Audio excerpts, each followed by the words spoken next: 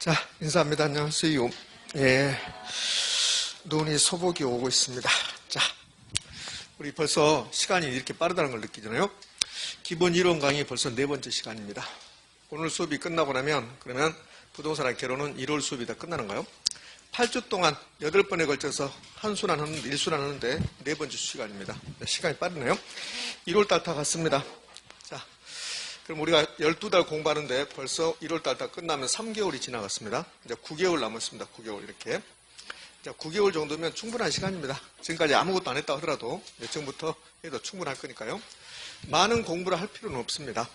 그럼 어떻게 해야 되냐면 중요한 사항을 계속 반복적으로 한다. 자, 이렇게 하시고 오늘은 지대 이론부터 해볼 겁니다. 자, 책은 160조이고요. 강의 노트는 29조 하단부 여기서부터 출발합니다. 지대 이론이 있고 그럼 지대 이론이 끝나고 나면 그러면 도시 공간 구조라는 게 있습니다. 이거 그죠? 그 다음에는 입지 이론이 이렇게 있는데 이 부분이 여러분이 많이 힘들어하십니다.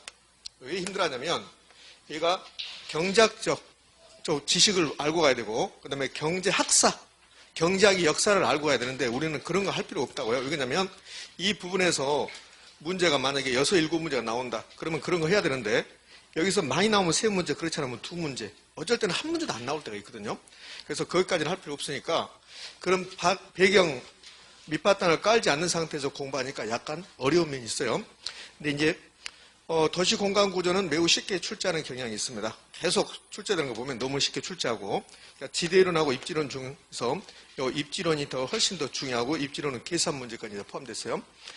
자, 기본 1순환이지만 오늘은 계산 문제 자주 출제되는 계산 문제, 간단한 계산 문제까지 해보도록 하겠습니다. 자, 그럼 지대이론 가볼 건데, 자, 지대이론에서 이제 우리 첫 번째 배워야 될 게 뭐가 나오냐면 이제 이런 게 나옵니다.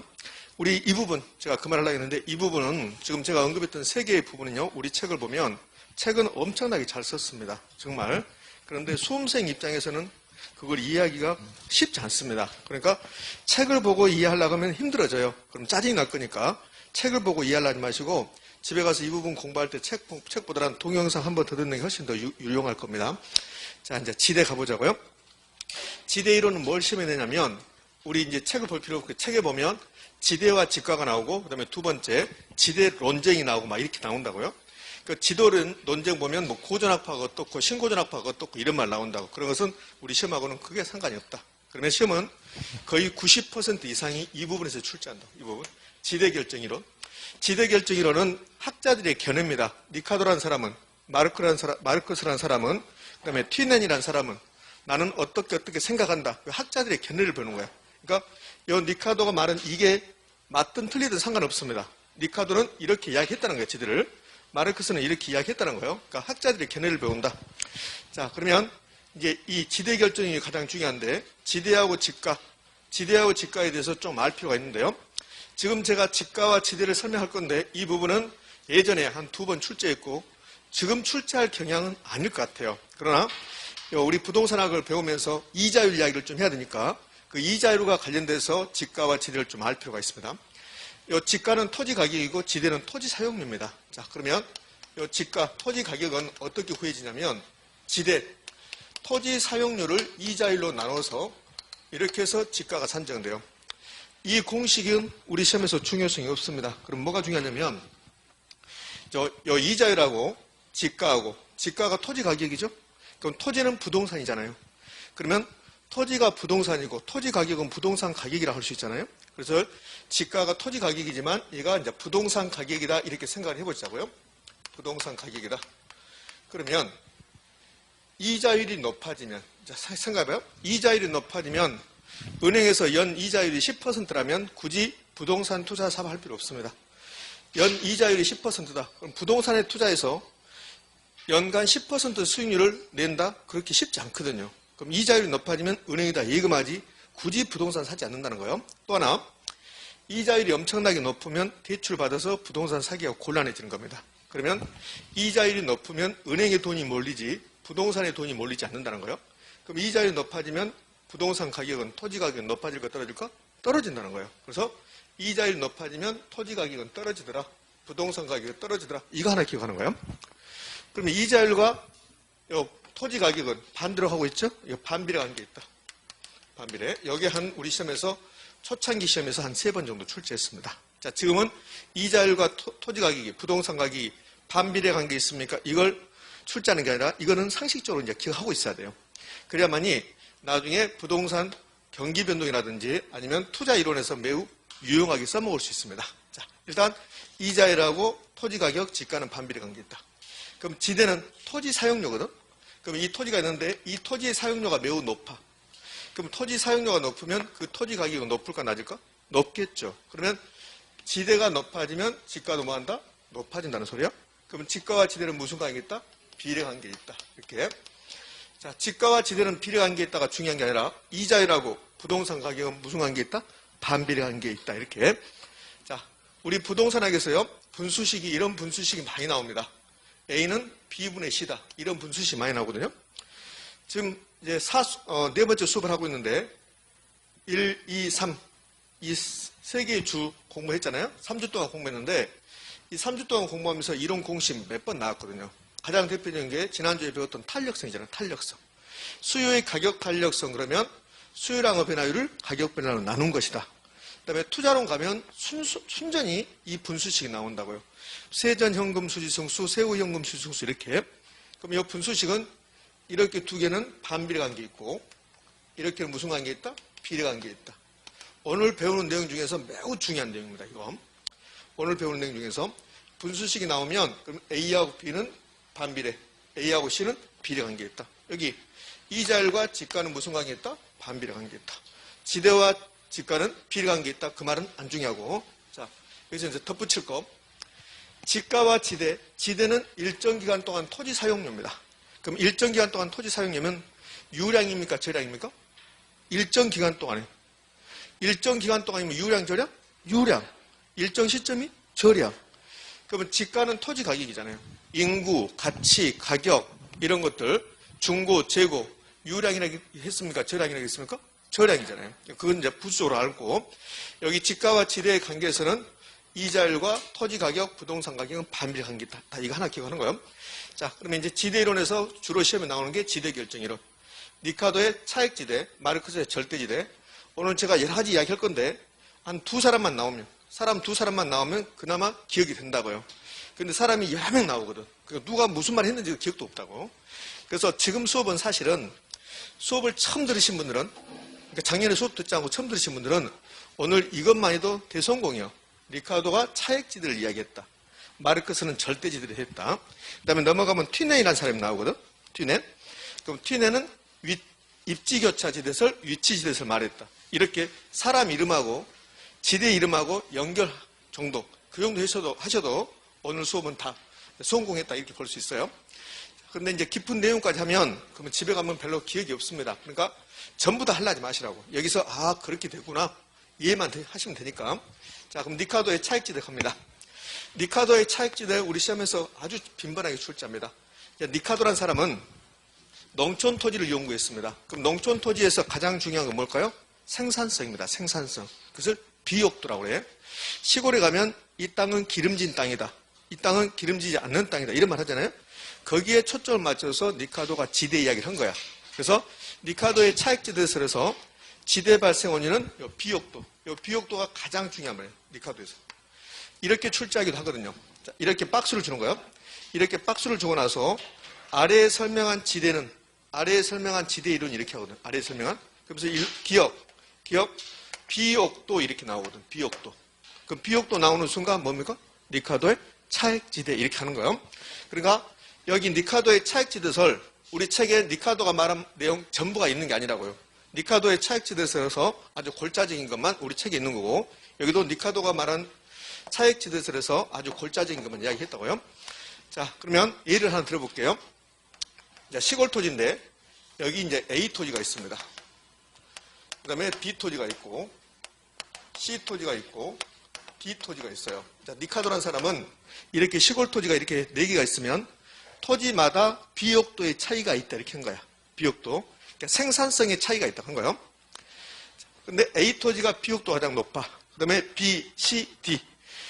D 토지가 비옥도가 가장 낮은 토지야. 그런 토지를 최열등지 이렇게 불러. 최열등지. 뭐 비옥도가 가장 낮은 토지가 뭡니까? 최열등지입니다. 이런 거 안 나오니까. 자, 그러면 A 토지에서 생산물을 재배해요. 비옥도만 달라. 면적은 똑같이 200평이야. 똑같은 보리를 재배해. 면적 똑같다. 똑같은 보리 재배한다. 근데 비옥도만 다르다. 그럼 A 토지에서 보리를 재배해서 이걸 시장에 내다 팔아봤어요.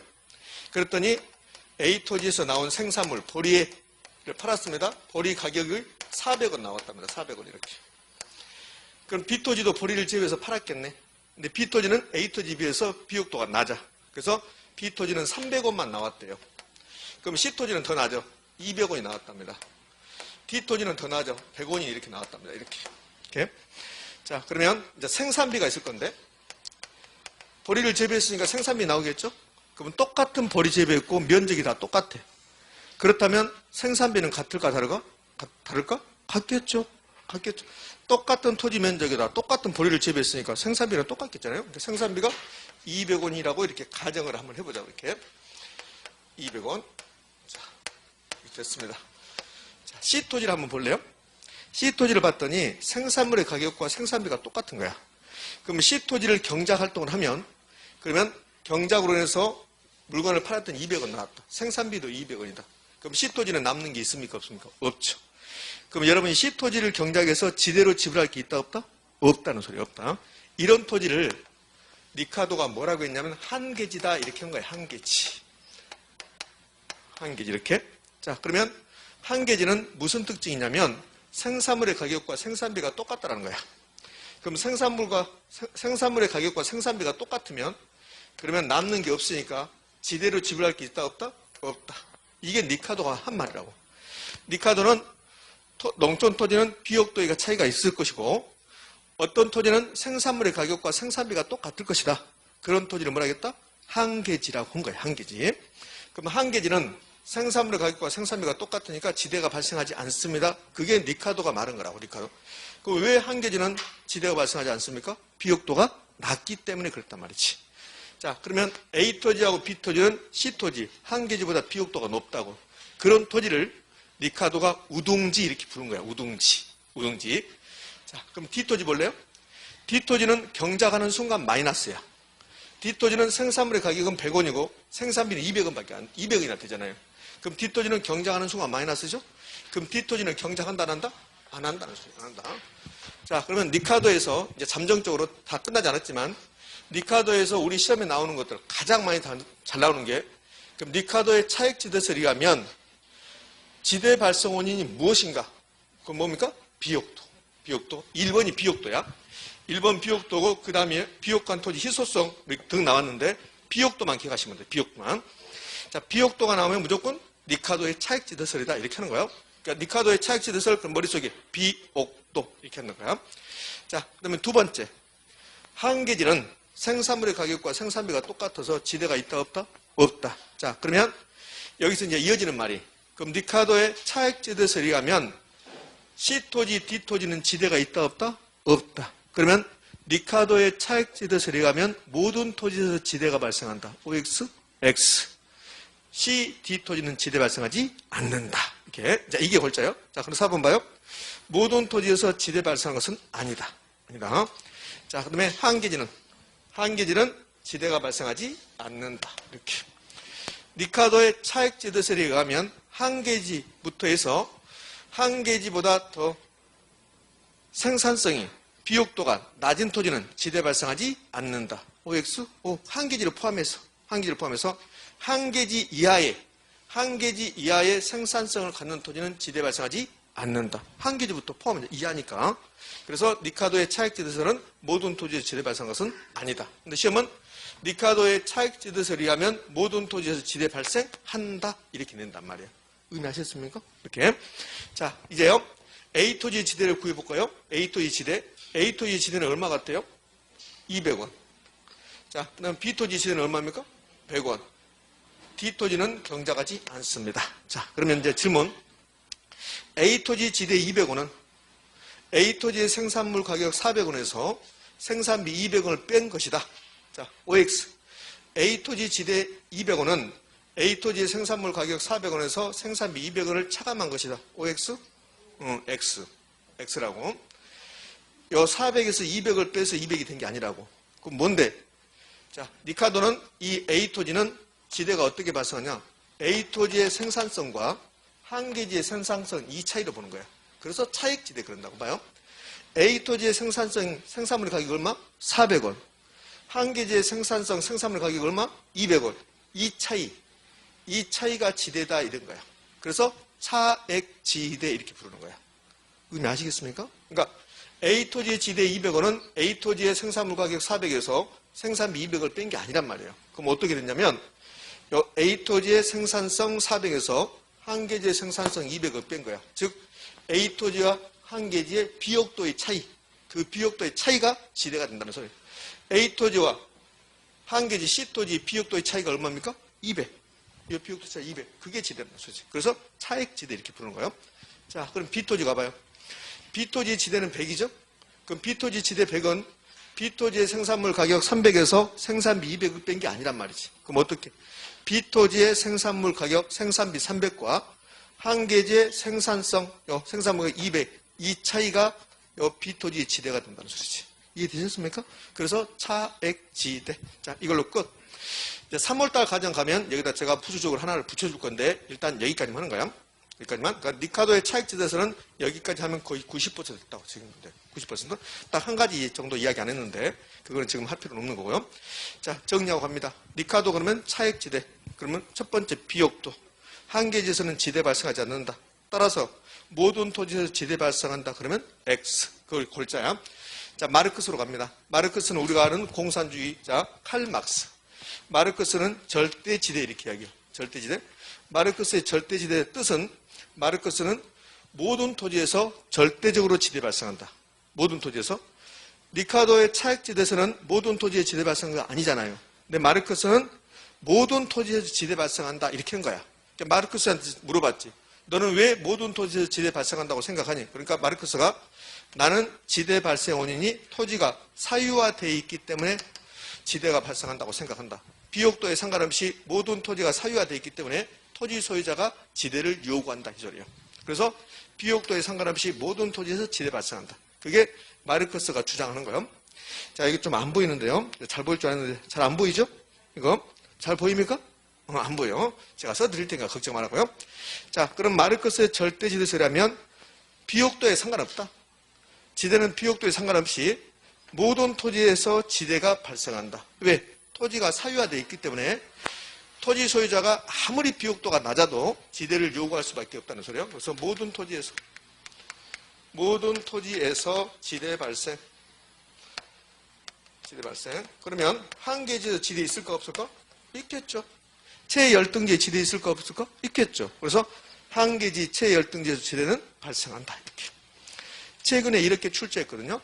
마르크스의 절대지대설에 의하면 최열등지에서는 지대를 요구할 수 없다. OX? X. 토지 소유자가 토지가 사유화되어 있기 때문에 토지 소유자가 내 거니까 최열등지에서도 빌려주고 지대를 요구한다는 소리입니다. 따라서 마르크스의 절대지대설은 모든 토지에 지대 발생한다. 그럼 다분히 니카도의 차액지대설과 마르크스의 절대지대설은 반대 개념이에요. 봐요. 어떻게 반대냐면 니카도의 차액지대설 한계지 지대 발생하지 않습니다. 마르크스의 절대지대설 한계지 지대 발생합니다. 반대죠. 니카도의 차액지대설 모든 토지에서 지대 발생하는 것은 아닙니다. 근데 마르크스의 절대지대설 모든 토지에 지대 발생한다. 됐습니까? 네, 됐어요.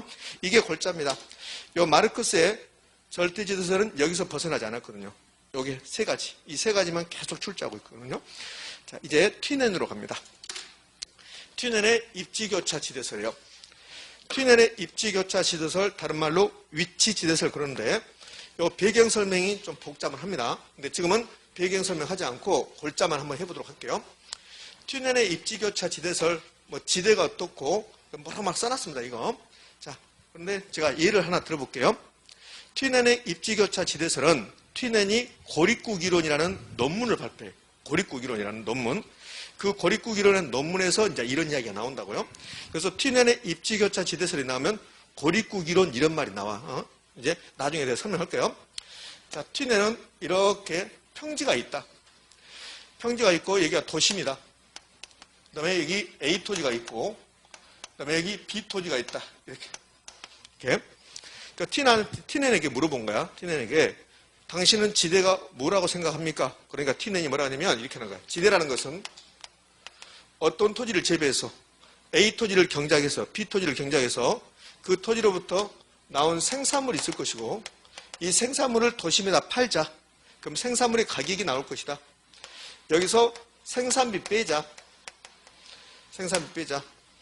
지대라는 것은 A 토지를 경작해서 이익이 남아야만이 그 지대로 지불할 수 있잖아요. A 토지 경작해서 이익이 없는데 지대로 지불할 수가 없잖아요. 그래서 생산물의 가격에서 생산비 빼자. 자, 그 다음에 A 토지에서 생산물 재배해서 A 토지에서 파는 게 아니라 도심으로 이동해서 도심으로 옮겨와서 팔자. 그러면 A 토지에서 보리를 재배하면 그 보리를 도심까지 운송한다는 소리야. 그 과정에서 수송비가 들어가다는 소리지. 수송비 빼고 나머지가 지대가 된다. 이렇게 주장하는 거야. 누가? T낸이. 자, 그러면 A 토지하고 B 토지를 지금부터 비교해 볼 건데요. A 토지, B 토지 비용도 똑같습니다. 비용도 똑같습니다. 면적도 똑같습니다. 그럼 똑같은 보리를 재배합니다. 그러면 A 토지에서 나온 생산물의 가격과 B 토지에서 나온 생산물의 가격이 같을까 다를까? 같겠죠. 면적 똑같다고 그랬죠? 똑같은 작물 재배한다고 그랬죠? 비용도가 똑같다고 했잖아요. 근데 아까 리카도 나왔죠? 리카도의 견해에 의하면 A 토지, B 토지 비용도가 다르다고. 리카도는 비용도가 다르다 했잖아요. 그러니까 비용도가 다르면 A 토지의 생산물 가격과 B 토지의 생산물 가격이 다르다는 소리야. 그래서 아까 리카도는 A 토지 400, B 토지 300 이렇게 했잖아요. 근데 T낸은 비용도를 말하지 않는 거야. 비용도를 말하지 않고 A 토지, B 토지 면적 똑같다. 다만 A 토지, B 토지는 무슨 차이가 있냐면 도심에서 멀리냐 가까이냐 그 차이가 있는 거라고.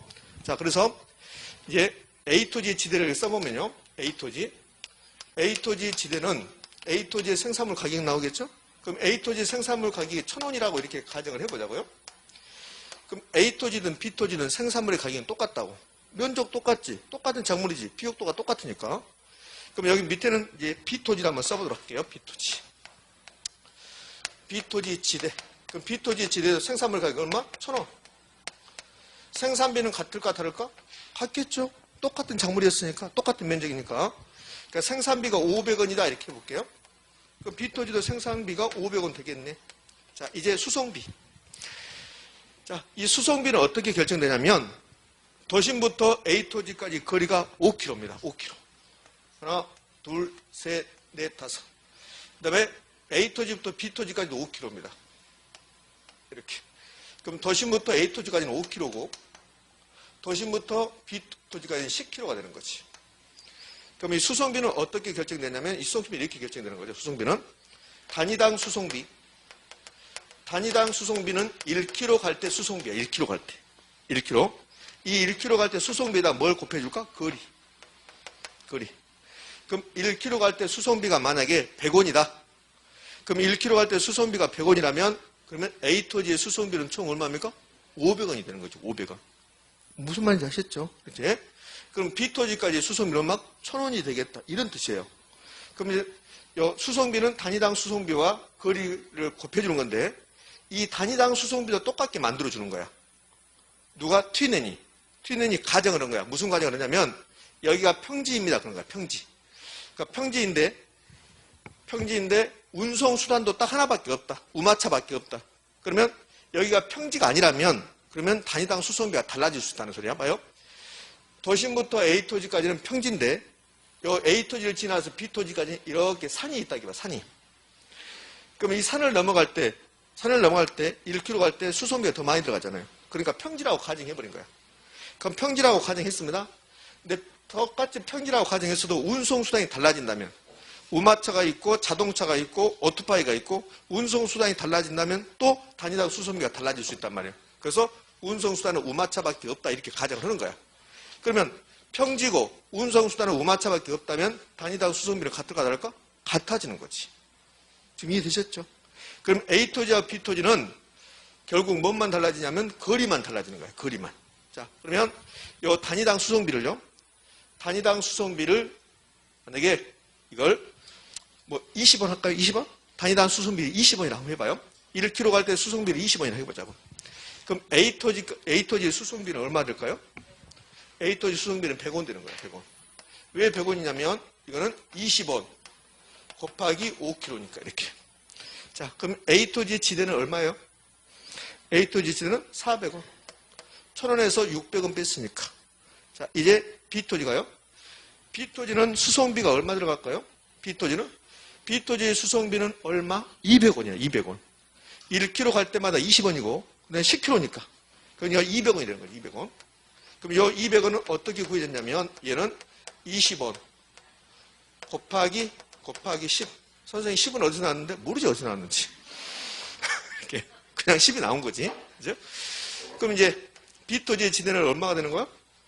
300원. 이렇게. 자, 그럼 이제 두 개를 비교해봐요. A토지, B토지 생산물 가격이 똑같습니다. 생산비 똑같습니다. 수송비 차이가 있는 거지. 근데 수송비 차이가 있는데 수송비는 단위당 수송비다 거리를 곱한 거야. 근데 단위당 수송비도 똑같아. 그럼 수송비 차이를 낸 것은 무슨 차이가? 거리. 그럼 이 거리의 차이를 낸 것은요? 토지의 위치. A토지는 도심에 가깝게 위치했고 B토지는 도심에 멀리 위치한 거지. 그래서 튠엔의 입지교차 지대설을 위치지대설이라 이렇게 부른 거예요. 토지의 위치에 따라서 지대가 달라진다는 거예요. 자, 그럼 봐요. 튠엔은 지대는 생산물의 가격에서 생산비 빼고 수송비 뺐다 이렇게 했다고? 이건 별로 안 중요하죠. 1번은. 2번.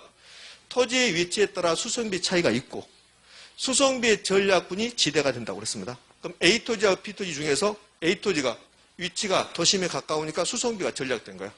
그럼 B토지에 비해서 수송비가 얼마 전략됐습니까? 100원. 그 차이가 지대로 나온 거예요. 그 차이가. A토지와 B토지 지대 차이는 얼마야? 100원이잖아요. 그 100원의 차이는 수송비 차이가 된 거지. 그럼 수송비 차이는 무엇에 나왔을까? 위치에 따라서. 그래서 위치가 도심에 가까우면 수송비가 전략되니까 그게 지대가 된다. 이제 이게 골자지. 골자. 그러니까 튠엔의 입지교차 지대설이 나왔습니다.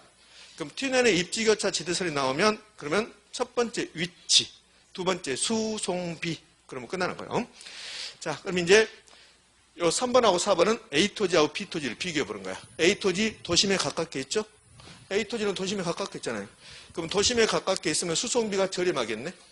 그럼 지대는 뭐 한다? 높아지겠네? B토지는 외곽에 가까운 토지죠? 외곽에 가깝다는 말은 도심에서 멀리 있다는 소리잖아요. 그럼 수송비가 많이 들어가겠네? 그럼 지대는 낮아지겠네. 됐습니까? 이게 골자예요. 자, 이제 알론소의 입찰지대라는 걸 합시다. 알론소의 입찰지대에서 아주 중요한 말이 지금 여기 제가 만들 때 여기 다음부터 노란색은 잘 보이죠? 그나마? 노란색은 빨간색이 잘 안 보이네. 이게 최대 금액입니다. 최대 금액. 자, 이게 포인트예요. 알론소의 입찰지대는 이제 이게 시험에서 4번이가 나옵니다. 이렇게. 우리 부동산의 결혼의 특징 이렇게 최대 금액 나오잖아요. 그러면 시험은 최소 금액으로 바꿔서 출제한다는 거. 그래서 이렇게 했어요. 알론소의 입찰지대는 토지용자가 지불할 영위가 있는 최소 금액이다. 이렇게. 아직 여러분 무슨 말인지 몰라. 그렇지만 답은 맞출 수 있어야 되지. 알론소의 입찰지대의 개념이 토지용자가 지불할 영위가 있는 최대 금액이야. 최대 금액. 근데 시험은 최소 금액이다. 이렇게 나온단 말이지. 최대 금액이라고 2번 출제했고 최소 금액이라고 2번 출제했어요. 그럼 최소 금액 나오면 틀린 말이고 최대 금액이 나와야지 옳은 말이 된다는 거예요. 자, 이게 무슨 뜻인가를 전부 다 설명할 겁니다. 자, 입찰이라는 것은 경매에 참가한다는 소리야. 그러니까 입찰지대는 어떤 토지를 경매에 내놨을 때 그때 지대를 입찰지대라고 그래요. 여기 1번지 토지가 있어요. 그럼 1번지 토지 지금 경매에 붙였습니다. 1년 동안 이 토지 이용할 사람 누가 이용할 것인가? 그래서 갑이라는 사람과 을과 병이 경매에 참가했어요. 자, 갑은 1억을 써냈습니다. 을은 8천을 써냈습니다. 병은 7천을 써냈습니다. 그럼 이 토지 누가 이용합니까? 갑이 이용하는 거죠. 갑이. 그럼 생각해 볼까요? 갑은 왜 1억을 이 토지에다 제시했을까? 갑은 1번지 토지를 이용해서 1억만큼 돈을 벌 수 있는 거야. 1억만큼. 만약에 갑이 이 1번지 토지를 이용해서 8천만 원밖에 못 본다. 8천만 원밖에. 그러면 1억을 제시할 수 없는 거야. 따라서 입찰지대라는 것은 토지용자가 지불할 영위가 있는 최대 금액이 된다고. 그러니까 갑이라는 사람은 최대로 1억을 지불할 수 있는 거고 을은 8천을 지불할 수 있는 거고 병은 7천을 지불할 수 있는 거야. 그럼 이 토지는 가을병 중에서 갑이 이용하게 된다는 소리야. 그럼 입찰지대라는 것은 토지이용자가 지불할 용의가 있는 최대 금액인데, 근데 이걸 분석해 보면 갑이라는 사람은 1번지 토지 이용해서 1억만큼의 이익을 낼 수 있다는 거야. 1억만큼. 그럼 갑이 1억을 제시한다 하더라도 갑은 1억을 지불했습니다. 그럼 갑은 1억을 지불해버리면 갑이 1번지 토지 이용해서 남는 게 있어요, 없어요? 남는 게 있을까, 없을까? 남는 게 있습니다. 남는 게 있어요. 요 갑이 1억을 지불했다. 그러면 자기 인건비 빼고 1억을 지불하는 거야. 자기 인건비 빼고. 만약에 자기 인건비도 없는 상태에서 1억을 지불했다? 그러면 손해보는 거잖아요. 자, 갑이요. 1번지 토지를 경작했습니다. 근데 자기 인건비 포함해서 1억을 벌였다 해봐요. 1억 속에 갑의 인건비가 2천만 원 들어갔다 해봐. 2천만 원. 그럼 만약에 갑이 1억을 지불해버리면 갑은 아무것도 남는 게 없다는 소리야. 의미하셨죠? 그럼 이렇게 되면 인건비가 2천만 원 들어갔으면 갑은 8천만 원까지 제시할 수 있다는 소리거든. 그러니까 갑이 1억을 제시한다는 것은 자기 인건비 2천만 원 빼고도 1억을 벌 수 있다는 소리야. 그럼 갑은 1번지 토지를 경작 활동을 해서 1억 2천을 번다는 소리야. 근데 그 1억 2천 중에 2천만 원은 내 인건비니까 그거 빼고 1억을 지불할 수 있다는 소리라고. 그러면 이제 인건비 2천만 원 빼고, 그러니까 이제 1억 2천 번 거야, 1억 2천. 1억 2천 버는데 여기서 자기 인건비 2천만 원 빼고 그리고 1억 남았죠? 이걸 지대로 지불할 수 있는 거라고. 이걸. 자, 그러면 1억을 지불했는데 이 1억이 뭐냐면 초과이윤이야, 초과이윤. 갑 입장에서는 초과이윤이라고. 1억 2천 벌었어요. 1억 2천 벌었는데 2천만 원이 자기 인건비야. 이걸 경작에서는 정상이윤이라고 그래, 정상이윤. 그럼 정상이윤 자기 인건비 빼놓고도 초과적으로 1억 번 거라고. 그럼 1억을 지대로 지불해도 갑은 2천만 원의 수익이 발생했다는 소리야. 의미하시겠습니까? 그래요? 자, 그러면 요 알론소 입찰지대는 토지이용자가 지불할 용의가 있는 최대 금액이다. 그런데 갑 입장에서는 1억이 지불할 용의가 있는 최대 금액인데 이 1억이 뭐라고? 초과이윤. 그럼 갑은 1억을 지불해버리면 갑 입장에서는 초과이윤이 있다, 없다? 없다. 초과이윤이 0이 되는 수준의 지대. 이렇게. 이게 좀 어렵거든, 2번이. 그러니까 2번이 어려운데 2번은 잘 안 나오고 이게 잘 나오는 거야. 입찰지대라는 것은 토지이용자가 지불할 용의가 있는 최대 금액. 자, 여기서 좀 응용을 하면 이렇게 된다고요. 자, 여기 지워졌네. 여기 이제 1번지 토지가 있는데 1번지 토지 갑은 1억 제시했고 을은 8천, 병은 7천 제시했습니다. 그러면 결국은 이 1번지 토지는 누가 이용합니다? 갑. 자, 그럼 이거 지문 만들어 볼게요. 알론소 입찰지대에 의하면 그 토지는 최대로 지불할 용의가 있는 사람이 토지를 이용하게 된다. OX? 오, 결국 그 말이야. 이렇게 세 사람 있는데 갑이 최대로 지불할 용의가 있잖아요. 그 사람에 의해서 토지 이용하게 된다. 그러니까 그렇게 출자하거나 아니면 입찰지대는 토지 이용자가 지불할 용의가 있는 무슨 금액? 최대 금액, 최소 금액. 그러면 틀린 말이고. 요 2번이 이해 안 되면 하지 마시라고. 2번이 갑은 자기 인건비 빼고 1억이라는 초과이윤이 발생한 거야. 그래서 1억만큼 지대를 지불할 수 있는 거지. 1억만큼. 만약에 갑이 인건비 빼고 1억의 초과이윤이 발생했는데 만약에 1억 2천을 제시했다. 그럼 갑 입장에서 남는 게 하나도 없다고. 그렇게는 하지 않겠다는 소리지. 그러니까 최소한 자기 인건비 빼놓고 자기가 추가적으로 번 그것을 초과이윤이라는데 그것까지 지불할 수 있다. 그럼 갑의 초과이윤은 몇입니까? 1억. 근데 그 1억을 지대로 지불해버리면 갑 입장에서는 초과이윤이 있다, 없다? 없다. 그래서 초과이윤이 0이 되는 수준의 지대 이렇게 한다고요. 자, 이제 준지대 갑시다. 준지대가 이제 지대이론에서 이제 마지막인데요. 다 사람 이름이 붙어 있습니다. 사람 이름이. 알론소, 튀넨, 아까 마르크스, 그 다음에 리카도 그랬잖아요. 그러니까 준지대도 사람이 이제 있는데 준지대는 이상하게 앞에다가 사람 이름을 잘 안 붙여요. 안 붙인다고? 그러니까 준지대를 말하는 사람이 마샬입니다. 마샬.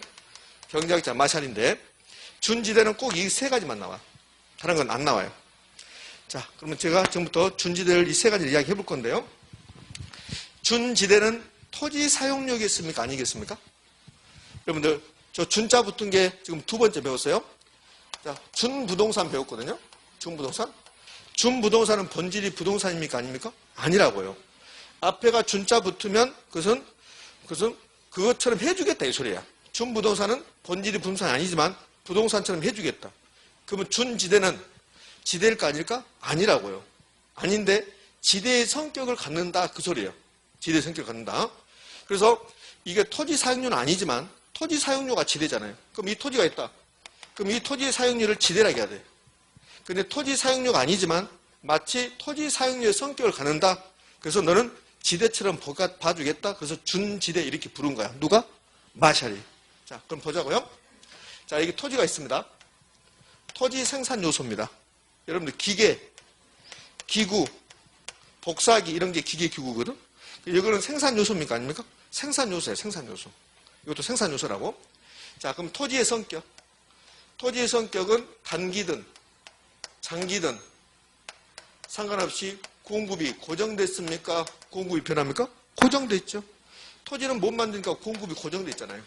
됐습니까? 자, 이제 기계 갑니다. 기계 기구는 생산 요소인데 기계 기구는 단기적으로 공급이 고정돼요. 공급 고정. 지금 우리 서울에 복사기가 100개 있다. 복사기가 100개 있다. 이 단기란 말은 정말 공급을 증가시킬 수 없는 짧은 기간이야. 그게 경제학에서 단기야.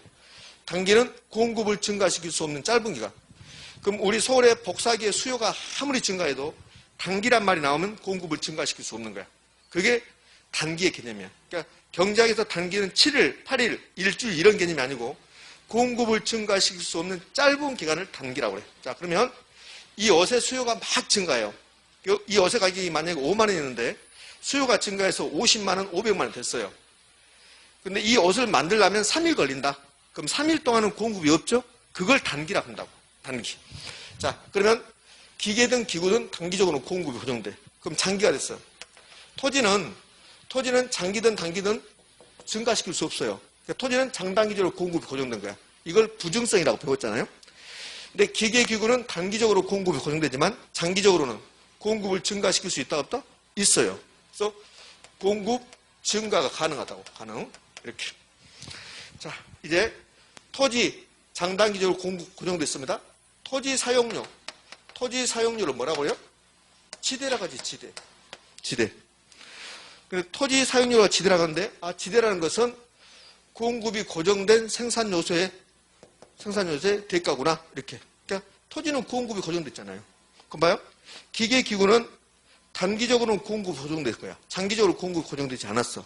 그러니까 기계 기구는 토지가 아니지만 단기적으로는 공급이 고정됐네. 토지하고 성격 유사하네. 그래서 너희들은 지대는 아니지만 지대의 성격처럼 공급이 고정됐다. 그래서 준지대라고 부르겠다. 이렇게 한 거라고. 의미 아시겠습니까? 이렇게. 그럼 기계기구의 사용료를 누가? 마샬이 준지대다 부른 거야. 기계기구의 사용료가 지대는 아니잖아요. 지대는 아닌데 근데 얘가 단기적으로 봤더니 공급이 고정됐잖아. 그럼 공급이 고정됐다는 것은 토지하고 성격이 유사하죠? 그래서 너희들은 토지는 아니지만 공급이 고정됐다. 단기적으로는. 그래서 너희들도 그 보수를 사용료를 준지대라 하겠다. 이게 마샬의 준지대입니다. 그럼 준지대는 토지 사용료입니까?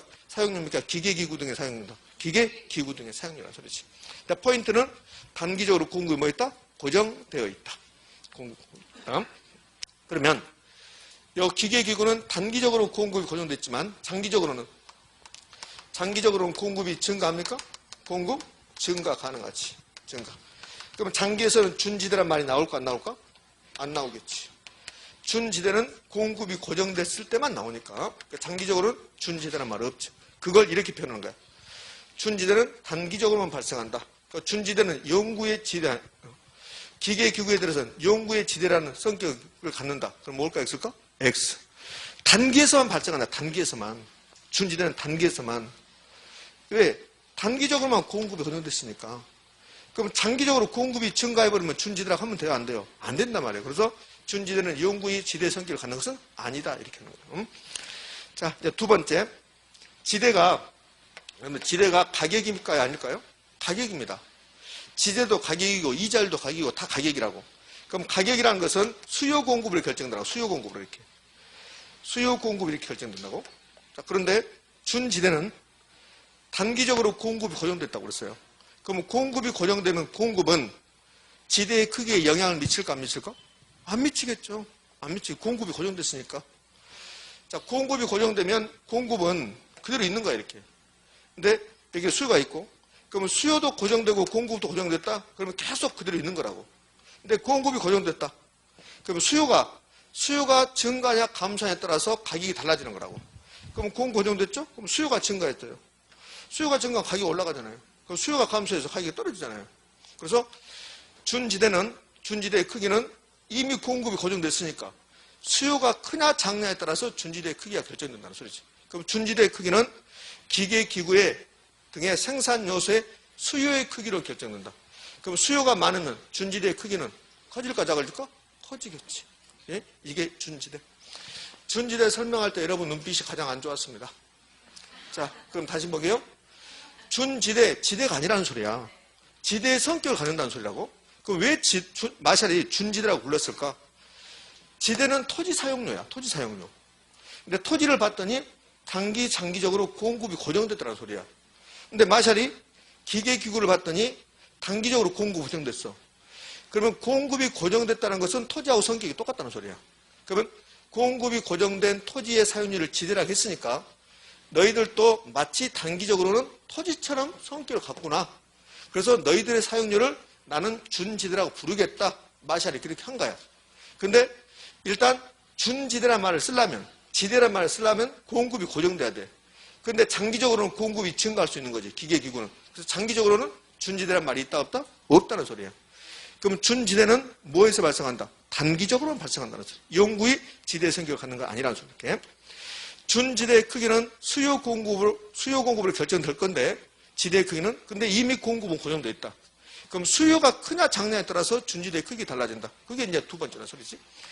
그럼 준지대의 개념은 기계, 기구 등 단기적으로 공급이 고정된 생산요소에 대한 보수, 생산요소에 대한 대가, 생산요소의 사용료를 준지대라고 부른 거예요.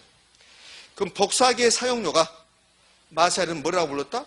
준지대 이렇게 부른 거야. 준지대. 그것도 단기적으로만.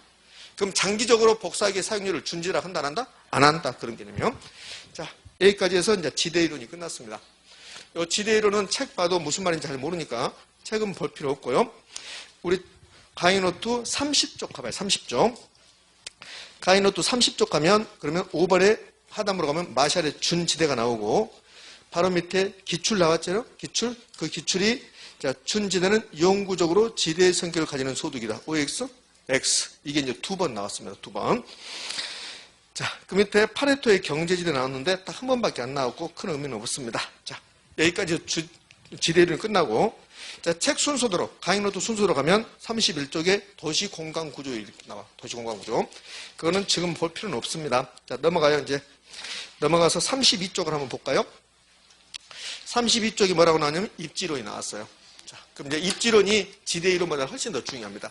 지금까지 거의 1시간 동안 지대 이론을 공부했는데, 요 지대 이론보다는 입지론이 훨씬 더 중요한데요. 그럼 입지론이 어떻게 펼쳐진가 한번 볼까요? 자, 입지론이 이렇게 펼쳐져요. 입지론은 네 가지가 있어요. 자, 첫 번째, 상업입지가 있습니다. 그러니까 상업입지는 상점은 어떻게 만들어지고, 상점에는 뭐가 있고, 그 다음에 어떤 상점의 상권은 어느 정도 되고, 자, 그런 거 배우는 거야. 그 다음에 이제 공업입지가 있습니다. 공업입지는 공장에는 어떤 종류가 있고, 뭐 이런 것들. 공장은 어디에 있으면 좋을까? 이거 공업입지. 그 다음에 주거입지가 있죠. 주거입지는 주택은 어디에 있으면 좋을까? 농업입지. 농사는 어디에다 지으면 좋을까? 이렇게 네 가지가 입지론인데 주거입지하고 공업입지는 나오지 않습니다. 우리 시험에서. 그럼 상업입지하고 공업입지가 나오는데 압도적으로 상업입지가 중요합니다.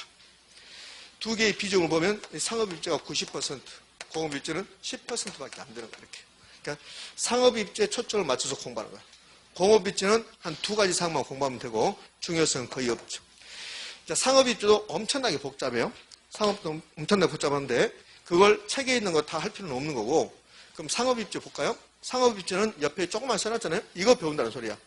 상권에 관한 이론하고 점포의 유형을 배우겠다는 소리야. 최근에는 점포 유형은 거의 나오지 않고 있습니다. 한 10여 년 동안 나오지 않았으니까 점포 유형은 그냥 참고상으로 보는 거고 상권에 관한 이론을 공부한다. 그 상권에 관한 이론에서 레일리의 소멸법칙이라는 게 나오고 그 다음에 허프의 확률 모형이라는 게 나오고 그다음에 이것만 있는 게 아니라 또 캔버스도 나오고 크리스탈도 나오고 뭐 다른 나라 사람들의 견해를 배우는 거야. 이것도 아까 지대이론도 다른 나라 사람들, 학자들의 견해를 배웠잖아요. 그러니까 상업입지론도 허프라는 사람이, 네일리라는 사람이, 크리스탈이라는 사람이 나는 이렇게 생각한다. 그 견해를 배운 거라고. 그럼 이 중에서 한 4사람 정도 공부를 하는데 그 4사람 중에서 이 3사람이 중요해요. 네일리, 그 다음에 허프, 그 다음에 크리스탈러. 이 3사람 중에서 가장 중요한 게 2번에 있는 허프입니다. 허프. 자, 그러면은 요 네일리. 이렇게. 여기 상업입지에서는 계산 문제가 들어가요. 상업입지에서는. 계산 문제는 3개 정도가 나오는데, 3개가 나온 게 아니라 3가지 정도를 배울 건데, 먼저 네일리의 소멸법칙에서 이런 계산 문제가 나와요. 그 다음에 허프의 확률 모형, 허프의 확률 모형에서도 계산 문제 나오는 거지. 그 다음에 여기는 소개하지 않았지만 캔버스의 분기점 설정식이라고 있는데, 그것도 계산 문제가 있는데 우리 시험에서 딱 한 번밖에 출제하지 않았습니다. 그러면 이제 계산 문제 포함하고 이제 이론적으로 공부하고 이렇게 할 건데요. 자, 패턴은 이렇게 가는 거예요. 네일리의 소멸법칙이라는 게 있는데, 그 네일리의 소멸법칙에서는 이론적으로 공부하고 계산 문제하고 이렇게 하는 거야. 그럼 이 2가지가 네일리의 소멸법칙에서 이론이야, 이론. 그러니까 네일리의 소멸법칙은 이론적으로 나오면 이 2가지밖에 안 낸다고. 다른 건 한 번도 내지 않았다고. 그 다음에는 이제 계산 문제라고. 계산 문제는 총 4번 출제했는데, 특징, 요 네일리의 소멸법칙 계산 문제의 특징, 숫자만 바꿔서 내는 거야, 숫자만. 똑같게 이런 패턴을 주는 거야. 이런 패턴을 주면서 숫자만 바꿔서 낸다. 그러니까 이 문제만 풀면, 이 문제만 풀어내면 네일리의 소멸법칙이 또 나와도 여러분은 맞출 수 있다는 거야. 그래서 이 문제는 이제 계속 연습하면 된다고. 자, 그 다음에 이제 허프의 확률 모형이 나오는데요. 허프의 확률 모형도 이론적으로 공부할 게 있어요. 허프의 확률 모형도 이론적으로 공부할 게 이제 이 2가지가, 요 3가지가 이론적으로 공부할 거고, 그 다음에 계산 문제입니다. 자, 다음 순환에서 보면 알겠지만, 허프의 확률 모형하고 오늘 하게 된 네일리의 소멸 법칙하고는 계산 문제는 똑같습니다. 하나도 안 틀려요. 똑같게 적용된 거야. 허프의 확률 모형 계산 문제 4번 출제했고, 네일리의 소멸 법칙 계산 문제 4번 출제했습니다. 그럼 어떤 행태를 보이냐면, 한 해는 네일리, 그 다음은 허프, 이렇게 번갈아 가면서 출제, 번갈아 가면서 27회 때 네일리, 28회 때 허프, 이렇게. 자, 강의 노트 좀 볼까요? 32쪽 가면 네일리의 소멸법칙 나오면서 거기 3번에 계산 문제 이렇게 나왔죠? 27의 기출 변형 이렇게 나왔습니다. 그러니까 27의 기출 문제를 제가 약간 변형시킨 거야. 33쪽 가봅시다. 33쪽에 허프의 확률 모형이라는 게 나와요. 그러면서 가운데쯤에 4번, 양가라 4번 계산 문제 나왔죠? 그러면서 뭐라고 나왔습니까? 28의 기출 이렇게 나왔습니다. 그러니까 27회 때는 네일리, 28회 때는 허프, 이런 식으로 번갈아가면서. 그럼 29회 때도 이제 나왔느냐, 30회 때 나왔느냐, 31회 때 나왔느냐, 안 나왔다는 겁니다. 이렇게. 계속 번갈아가면서 나오다가, 요 3년 동안 안 나왔어요. 자, 처음에는 이것도 계산 문제도 어려워요. 근데 5월달, 6월달 지나서 7월달, 8월달 되잖아요. 그러면 계산 문제 포기하신 분도 복도에서 저한테 물어봅니다. 올해 허프 나올까요? 그런 거야. 왜요? 나는 허프를 할 수 있을 것 같아요. 이렇게 한다고. 그러니까 계산 문제가 어려운데 이 네일리하고 허프는 시간이 흘러가니까 되더라는 겁니다. 그 다음에 반드시 해야 되고. 그러니까 계산 문제가 9문제 나오면 그러면 우리가 풀 수 있는 게 있고 풀 수 없는 게 있어요. 저는 여러분에게 절반 풀하거든요. 절반은 풀 수 있습니다. 그 풀 수 있는 것만 수업 시간 하는 거야. 제가. 그러니까 정규 수업 시간에 계산 문제 하는 것은 실제 시험에서 풀 수 있는 겁니다. 근데 정규 수업 시간에 하는 계산 문제 안 한다. 어느 부분에 계산 문제가 있다는데 안 한다. 그러면 현장 가서도 여러분 못 풉니다. 그러니까 그런 것들은 별도로 다시 계산 문제 풀이가 있고, 수업 시간 하는 것은 여러분이 현장 가서 풀 수 있는 거라고. 그러니까 이거는 현장 가서 풀 수 있을 거니까 좀 이따 해볼 건데, 이제 이 다음 시간부터 이거 해볼 건데요. 계산 문제 관련해서 이런 분들이 있습니다. 합격자가 발표가 나고 시험이 끝나고 나면 의외의 사람들이 나옵니다. 저분이 떨어졌다고 이렇게 나온다고. 그분 떨어졌어요 그런다고. 공부를 아주 열심히 하고 계산 문제 하나 자신 있어 막 이런 사람들이 있다고. 그래서 그분 합격했죠 이렇게 물어보면 떨어졌어요 그러더라고. 떨어졌어요. 그 왜요? 그 계산 문제 풀다가 떨어졌다고 그래. 계산 문제 풀다가 이렇게. 그래서 월요일 날 하는 학원에서요 아주 열심히 공부하시는 남성분이 있었어요. 제가 봤을 때 약간 도도할 정도로 잘하시고 그랬다고요. 근데 그분이 떨어졌다 하더라고. 왜요? 그러니까는 계산 문제 풀다가 시간이 없어서 민법 뒤에 많이 못 풀어서 떨어졌다 하더라고. 이렇게. 그래서 그 옆에 있던 1차만 합격하신 여성분이 아니 1년 내내 결혼 선생님이 계산 문제는 시간 남으면 풀어야 된다. 그렇게 말했는데 왜 말을 안 들었을까? 이렇게 하는 거예요. 이렇게. 이 계산 문제는 시간 남으면 푸는 거야. 시간 남으면. 그러니까 개론 민법 다 풀고 나서 난 시간 남는다. 그때 푸는 건데 그분은 자신이 있었나 보지. 자신 있어서 풀었겠지. 근데 문제는 풀었는데 오답이든 정답이든 그 5개의 지문회가 있으면 좋아요. 나 풀었어요. 계산 문제를. 계산 문제 풀었는데 500 나왔다. 500. 근데 이게 잘못 푼 거야. 답이 450인데 500인 거야. 자기가 푼 건 500이야? 그럼 여기 3번에 500이 있는 거야. 그럼 3번에 찍을 거 아닙니까? 그럼 넘어가면 되지. 틀렸더라도. 근데 자기가 풀었는데 300이 나온 거야. 여기 지문에 300이 없는 거야. 또 풀어. 그래도 500이 나오는 거야. 열반에 또 풀어. 그래도 500 나오는 거지. 그렇지? 그럼 이제 이게 있으면 좋을 텐데 없어버리면 또 풀고 그러는 거야. 자기는 평상시 자신 있었거든. 그러니까 시간이 흘러가 버리고 시간 없어서 민법 뒤에 다 찍어버리면 그럼 떨어질 수밖에 없는 거지. 자, 그래서 여러분들도 미리 말씀드리지만 한 번도 계산 문제 지금 안 해봤지만 계산 문제는 아무리 자신 있어도 민법까지 다 풀고 나서 그때 시간이 남으면 푼다. 됐습니까? 예. 자, 첫 번째는 마무리하고요. 두 번째 시간 여기서부터 쭉 해볼게요. 쉬었다 하죠.